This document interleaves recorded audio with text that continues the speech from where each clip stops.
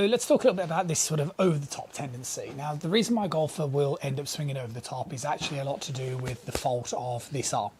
Okay, so what happens with most amateur golfers coming into the downswing position is that the upper arm, so you sort of, this bit here, gets stuck towards the side of the body as I'm demonstrating.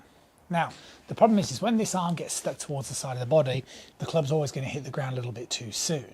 So you're going to end up doing one of two things. You're either going to end up moving the ball position back to compensate, or the likelihood is that you're going to end up sort of turning your upper body. Now, from a face-on perspective, this might not look too bad. But if I do it from a side-on perspective, club comes down early, arm stuck, turn my upper body, all of a sudden I've got a tendency where I'm turning my shoulders at the bottom of the swing to square the club face, and that's going to end up throwing the club out.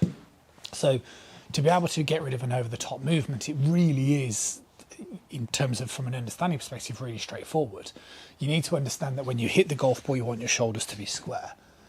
Okay, now if you keep your shoulders square, the only way you're going to be able to get the club onto the back of the golf ball is making sure that you sort of drive the elbow towards the hip first.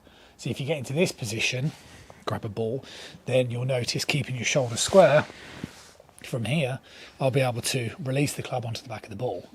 If my upper arm is here coming into the downswing, or even here, then the club's going to come down far too soon. And that's why then, like I say, you're going to have a tendency to do this.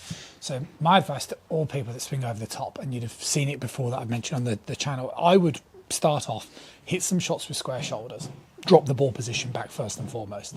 Okay, just get into the habit of hitting it with square shoulders. Then what you can do is, once you've got that feeling of square shoulders, you can progressively move the ball further forward, and then you can start focusing on moving the upper arm more towards the side of the body like so. And really, you will get rid of that over the top really quickly, as long as you exaggerate those movements. See you soon.